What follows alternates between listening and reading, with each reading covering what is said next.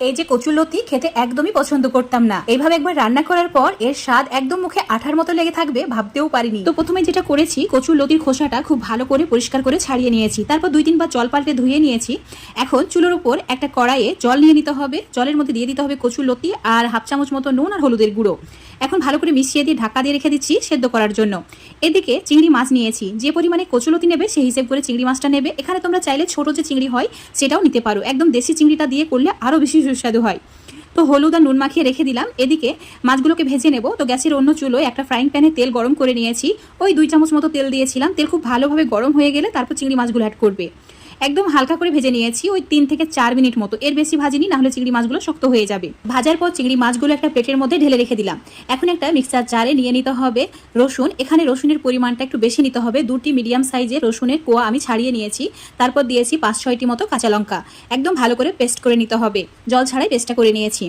এদিকে কচুরলতিও একদম 80% মতো সেদ্ধ হয়ে গেছে, এর বেশি সেদ্ধ করা যাবে না, তাহলে আবার ভালো লাগবে না খেতে। মানে একদম গলিয়ে ফেলা যাবে না, গোটা অবস্থায় ঠিক জল ঝরিয়ে একটা বাটির মধ্যে তুলে রেখে দিতে হবে। এবার মিক্সার জারের মধ্যে 1.5 চামচ সাদা সর্ষে, হাফ চামচ কালো সর্ষে, 1 চিমটি নুন আর অল্প একটু জল দিয়ে একদম মসৃণ করে একটা পেস্ট বানিয়ে নেব। তো এখন রান্নাটি করে নিতে হবে। চুলোর উপর একটা কড়াই নিয়েছি, তাতে দিয়ে দিচ্ছি 4 চামচ সর্ষের তেল।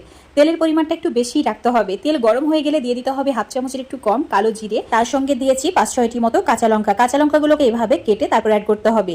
আর যে রসুন কাঁচা লঙ্কার পেস্টটা বানিয়ে রেখেছিলাম সেটাও দিয়ে দিয়েছি।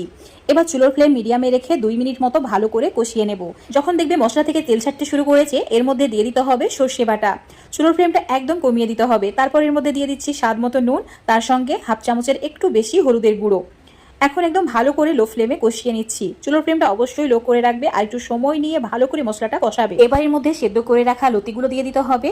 তারপর 5 থেকে 7 মিনিট মতো কন্টিনিউ নাড়াচাড়া করে মিডিয়াম আঁচে ভাজা ভাজা করে নিতে হবে, মানে ঠিক মশলার সঙ্গে ভালো করে কষিয়ে নিতে হবে। দেখবে যখন কড়াইয়ের সাইড থেকে তেল ছাড়তে শুরু করেছে, তখন এর মধ্যে দিয়ে দিতে হবে ভেজে রাখা চিংড়ি মাছগুলো। চিংড়ি মাছগুলো অ্যাড করার পর চুলোর ফ্লেমটা একদম কমিয়ে দিতে হবে, মানে লো ফ্লেমে আরও 5-6 মিনিট মতো রান্না করতে হবে।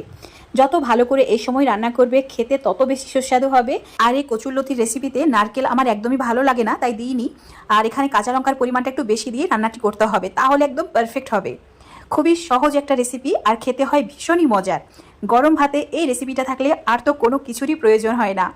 আমি একদমই পছন্দ করতাম না কচুরলতি, এখন আমার এটা অনেক ফেভারিট হয়ে গেছে। তো আজকের এই রেসিপিটি যদি তোমাদের ভালো লেগে থাকে, তো বাড়িতে অবশ্যই একবার হলেও বানিয়ে খেয়ে দেখবে আমার রেসিপি ফলো করে। আশা করছি তোমাদের সত্যিই খুব ভালো লাগবে। গরম ভাতের ওপর এটা থাকলে আমার তো আর কিছুই লাগে না, এটা দিয়েই হাঁড়ির ভাত শেষ করে ফেলি, এত বেশি সুস্বাদু হয়। তো আজকের এই রেসিপিটি যদি তোমরা ফেসবুক পেজ থেকে দেখো, অবশ্যই পেজটিকে ফলো করে নেবে। আর